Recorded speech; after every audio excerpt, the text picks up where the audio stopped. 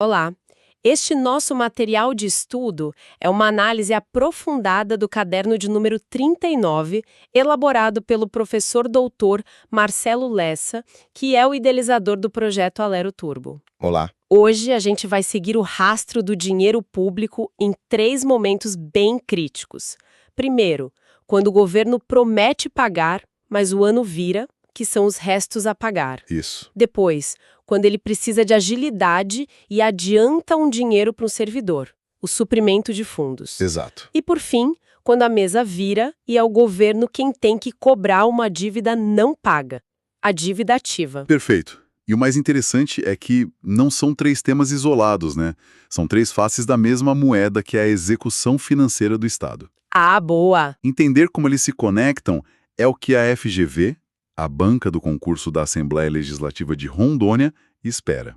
Ela não quer só que se decore a regra, mas que se entenda a lógica por trás do fluxo financeiro, com suas regras, suas exceções e, claro, as consequências. Perfeito. Então, nossa missão aqui é exatamente essa: descompactar não só o que cada conceito significa, mas por que eles existem e, principalmente, como a banca vai usar os detalhes para testar esse conhecimento. Vamos nessa. Vamos começar pelo mais famoso deles, a conta que vira ao ano, os restos a pagar, ou RAP. O que é, assim, essencial saber aqui para não cair em armadilhas? Olha, o ponto de partida é entender que restos a pagar são despesas que foram legalmente comprometidas em um ano, através do empenho, mas que por algum motivo não foram pagas até 31 de dezembro. Certo. A partir daí, surge a distinção mais importante de todas, a que define tudo. A diferença entre restos a pagar processados e não processados. Ok. E a palavra-chave que divide esses dois mundos é uma só: liquidação. Liquidação, que na prática significa a verificação de que o credor cumpriu a parte dele. Entregou o bem, prestou o serviço, algo assim. Exatamente. Pense assim: se a liquidação ocorreu até 31 de dezembro, ou seja, o governo recebeu o produto, o serviço foi prestado e atestado, a despesa é considerada processada. Certo. Nesse caso, o direito do credor é absoluto. O Estado já usufruiu do que foi contratado e a obrigação de pagar é líquida e certa. Falta só a ordem de pagamento. E se o ano vira e o serviço ainda não foi concluído? Ou o material não foi entregue? Aí temos os restos a pagar não processados. Houve o empenho, a reserva do dinheiro foi feita, mas o fato gerador da despesa, que é a entrega do bem ou a prestação do serviço, ainda não aconteceu. Ah, entendi. O pagamento no ano seguinte fica condicionado a essa entrega. O governo só vai pagar depois que receber o que foi contratado. Entendi. Essa divisão parece simples, mas imagino que as complicações surjam nas consequências de cada tipo. Por exemplo, na possibilidade de cancelamento. É exatamente aí. Um RAP não processado pode ser cancelado pela administração. Se a empresa não entrega o material no novo prazo, o governo pode simplesmente anular aquele compromisso. Faz sentido. Agora, e aqui está a grande pegadinha da FGV, um RAP processado não pode ser cancelado unilateralmente. E o motivo parece óbvio. Seria o Estado dando um calote oficial, certo? Ele recebeu o produto e depois decide não pagar. É mais do que um calote. Juridicamente, é um enriquecimento ilícito do Estado. E isso tem um efeito cascata, assim, devastador para a economia. Como assim? Se as empresas não tivessem a garantia de que, uma vez entregue o serviço, elas vão receber, ninguém mais ia querer contratar com o governo. Ou os preços seriam muito maiores para embutir o risco, entende? Uau! O sistema de compras públicas entraria em colapso. A rigidez do RAP processado é uma garantia para o mercado. É o que dá segurança jurídica. Isso amplia muito a perspectiva. A regra não é só uma formalidade contábil. É a base da confiança entre o Estado e o mercado. Exatamente. Então, falando em burocracia, os restos a pagar lidam com esse trâmite formal no fechamento do ano. Mas e quando a própria burocracia é o problema? Para aquelas despesas pequenas ou urgentes, imagino que exista uma válvula de escape para isso. Existe. E ela se chama suprimento de fundos. Também é conhecida como regime de adiantamento. É a ferramenta de exceção para dar agilidade à máquina pública. Uma exceção. Sim. A Lei 4.320, que é a norma geral de finanças, autoriza que se adiante dinheiro para um servidor, realizar despesas que, pela sua natureza ou urgência, não podem aguardar o processo normal. Pense em despesas de pequeno vulto, gastos em viagens ou até despesas sigilosas. Se é uma exceção, a banca deve adorar focar nos limites dela, no que não pode ser feito. Sem dúvida. Onde há exceção, há questões de prova. O caderno do professor Lessa é muito claro nisso. Por exemplo, não se pode conceder suprimento a um servidor que esteja em alcance. Em alcance? Ou seja, que não prestou contas de um adiantamento anterior. Ou a um servidor que já seja responsável por 2 suprimentos ao mesmo tempo. São travas de controle, sabe? Certo, controles de gestão. Mas e quanto à natureza da despesa? Qual o limite dessa agilidade? Por exemplo, um servidor está numa fiscalização e o único notebook da equipe quebra. Ele poderia usar o suprimento de fundos para comprar um novo? Parece urgente. Essa é a pergunta de prova perfeita. E a resposta é um sonoro não. A vedação mais clássica, e a que mais derruba candidatos, é a proibição de usar suprimento de fundos para adquirir material permanente. Ah, material permanente. Se a gente conectar isso ao quadro geral, faz todo sentido. Um bem como um notebook que vai ser incorporado ao patrimônio do Estado exige controle, registro, tombamento. É um ativo. Entendi. O suprimento de fundos é para despesas de consumo, para o dia a dia. Ele não comporta essa formalidade patrimonial. Já vi questões descrevendo exatamente esse cenário de urgência, para induzir ao erro. A pessoa pensa na lógica do bom senso, né? O trabalho não pode parar. Exato, mas esquece a lógica jurídica. A urgência não pode atropelar o controle patrimonial. Para comprar um notebook, seria necessário um processo de compra regular, mesmo que simplificado. Fica claro que a regra existe para proteger o patrimônio público. Então, até agora, falamos do governo como devedor, nas contas que viram o ano com os restos a pagar e adiantando dinheiro com o suprimento de fundos. Mas e quando a mesa vira? Quando é o cidadão ou a empresa que deve ao Estado? Aí entramos no terceiro grande tema, a dívida ativa. Ela representa o conjunto de créditos que a Fazenda Pública tem a receber, mas que não foram pagos no prazo. É o governo na posição de credor. E aqui também existe uma classificação fundamental, como nos restos a pagar, certo? Sim. A distinção central é entre dívida ativa tributária e não tributária. Ok. Tributária, como o nome sugere, vem de tributos não pagos. IPVA, IPTU, imposto de renda. A não tributária tem origem em qualquer outra fonte. Multas de trânsito, aluguéis de imóveis públicos, indenizações. E essa classificação é só uma formalidade ou tem implicações práticas na hora da cobrança? Tem implicações gigantescas. A principal delas está no ato da inscrição. Quando o órgão competente verifica que um crédito venceu e não foi pago, ele realiza a inscrição em dívida ativa. Certo. Esse ato administrativo transforma uma simples dívida num título com força de lei. A partir da inscrição, a administração emite a Certidão de Dívida Ativa, a CDA. E a CDA não é um papel qualquer. Ela é um título executivo extrajudicial. Título executivo. Isso significa que o governo não precisa passar por um longo processo para provar que a dívida existe, é isso? Ele já chega com a prova na mão. Exatamente. A CDA tem presunção de certeza e liquidez. Com ela, a Fazenda Pública pode ir direto para a ação de execução fiscal, pedindo ao juiz a penhora de bens do devedor. É um superpoder que dá celeridade e força para a cobrança. Um atalho processual, então. É um atalho muito poderoso. Sem a inscrição e a CDA, o governo teria que entrar com uma ação comum, que levaria muito mais tempo. Agora vamos colocar esse conhecimento à prova. O caderno do professor Lessa traz o treinamento de elite, com questões no estilo FGV. Vamos analisar uma. Vamos lá.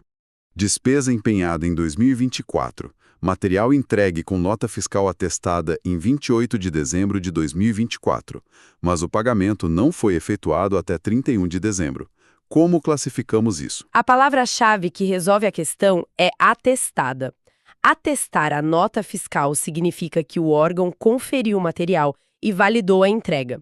Juridicamente, atestada é sinônimo de liquidada. Ah, então se está atestada, está liquidada. Exato.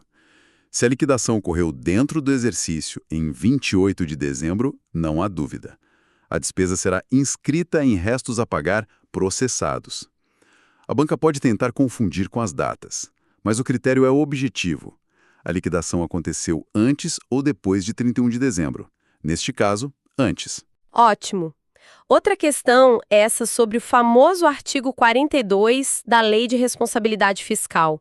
A LRF veda ao gestor, nos últimos 2 quadrimestres do seu mandato, contrair despesa que não possa ser paga no mesmo exercício ou que tenha parcelas a serem pagas no exercício seguinte, sem que haja Suficiente disponibilidade de caixa. Essa é a regra de ouro da transição de governos. O objetivo é evitar que o gestor que está saindo deixe presentes de grego para o sucessor. Ah, então a chave não é proibir que se contraia a dívida. Não. A chave é garantir o casamento entre a nova dívida e o dinheiro em caixa para pagar. O gestor pode até deixar a conta, desde que deixe também o recurso correspondente. Perfeita a sua análise. É exatamente isso. A LRF não engessa a administração, ela exige responsabilidade. Você pode assumir o compromisso desde que prove que tem como honrá-lo sem prejudicar a gestão seguinte. É um dos artigos mais importantes e cobrados da LRF. E uma última questão, sobre um conceito próximo, mas diferente: despesas de exercícios anteriores, a DEA. O cenário é uma dívida de anos anteriores que tinha orçamento na época, mas por uma falha não foi empenhada. Como o Estado paga isso? Essa dívida será paga como despesa de exercícios anteriores, a DEA, usando uma verba específica do orçamento atual. A DEA é fascinante porque ela é o reconhecimento de uma falha administrativa. Uma falha. Sim, é o plano B do Estado para dívidas cujo direito do credor existe, mas que, por algum erro no caminho, não seguiram o fluxo normal de empenho e inscrição em restos a pagar. Interessante. Então a DEA é basicamente uma correção de um erro do passado. Mas isso não abre uma brecha para má gestão? Um gestor poderia simplesmente esquecer de empenhar uma despesa. Essa é uma preocupação válida, e por isso o pagamento de DEA exige um processo rigoroso de reconhecimento da dívida.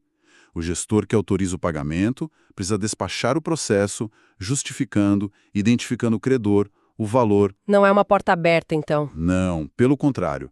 É um mecanismo para garantir a justiça e o direito de quem contratou com o poder público de boa-fé, e não pode ser penalizado por um erro interno da administração. Excelente. Vamos agora para uma rodada final, um bate-bola, para consolidar os pontos que a FGV adora cobrar. Pode ser? Manda. Pagamento de restos a pagar no ano seguinte. É despesa orçamentária ou extra-orçamentária? Extra-orçamentária. E o porquê é crucial. A despesa orçamentária, o gasto, já aconteceu no ano anterior, no momento do empenho. No ano seguinte, o pagamento é só uma movimentação financeira, uma saída de caixa que não afeta o orçamento do novo ano. Ok. Prescrição dos restos a pagar. O credor pode esperar para sempre? Não. A prescrição é de 5 anos. Depois desse prazo, a dívida é cancelada e o credor perde o direito de cobrar. O cartão de pagamento do governo, o CPGF. Qual o papel dele no suprimento de fundos? Ele é a regra geral hoje. Substitui o cheque ou o dinheiro em espécie, trazendo mais transparência e controle, já que cada transação fica registrada. E se o servidor recebeu um suprimento, não gastou tudo e o ano acabou? O que acontece com a sobra em 31 de dezembro? Deve ser recolhida imediatamente ao Tesouro. É um erro fatal pensar que esse saldo pode ser inscrito em restos a pagar. Não pode. O que não foi gasto volta para a conta única. Sobre a dívida ativa. A inscrição suspende a prescrição do crédito. Sim, é um fôlego que a lei dá para a Fazenda Pública. A inscrição suspende a prescrição por 180 dias ou até a distribuição da execução fiscal, o que ocorrer primeiro. É o tempo para o Estado se organizar. E para fechar essa rodada, uma multa de trânsito não paga vira dívida ativa tributária ou não tributária? Não tributária. Esse é um clássico. Multa é uma sanção por um ato ilícito. Tributo, por outro lado, tem como fato gerador uma situação lícita, né? Ter um carro gera o dever de pagar IPVA. A FGV adora misturar esses conceitos. Para fecharmos nosso aprofundamento de hoje, qual a mensagem central, o fio condutor que une esses três temas? Olha, o fio condutor é o princípio da responsabilidade e do controle na gestão do dinheiro público. Em restos a pagar, o divisor de águas é a liquidação. Ela define a certeza da dívida. Certo. Em suprimento de fundos, a palavra-chave é exceção. Lembre-se que é para agilizar e o foco deve estar nas vedações que protegem o patrimônio. E a dívida ativa? Na dívida ativa, a chave é o poder de execução que a CDA confere ao Estado para reaver seus créditos. O material do professor Lessa encerra com uma reflexão pensando já na atuação do futuro analista da Assembleia Legislativa de Rondônia. Sim, e é uma reflexão poderosa. Honrar os compromissos financeiros é dever do Estado. Gerir os restos a pagar é gerir o que o Estado deve. Gerir a dívida ativa é gerir o que lhe devem. Os dois lados da moeda. Exatamente. Administrar esses passivos e ativos com eficiência, legalidade e justiça é a essência da boa gestão fiscal. É garantir que o ciclo financeiro se complete de forma virtuosa, o que é uma das funções mais nobres do serviço público. Este foi o nosso aprofundamento no caderno 39 do projeto Alero Turbo, de autoria do professor pós-doutor Marcelo Lessa. Esperamos que esta análise ajude a solidificar o conhecimento para a prova. E a mensagem final do professor Lessa no caderno, uma citação de Romanos 13:8, serve como uma reflexão final. A ninguém devais coisa alguma, a não ser o amor com que vos ameis uns aos outros. Uma mensagem forte. Sim, é um lembrete profundo sobre a importância de honrar compromissos, um princípio que vale tanto para a vida privada quanto, e talvez especialmente, para a gestão da coisa pública.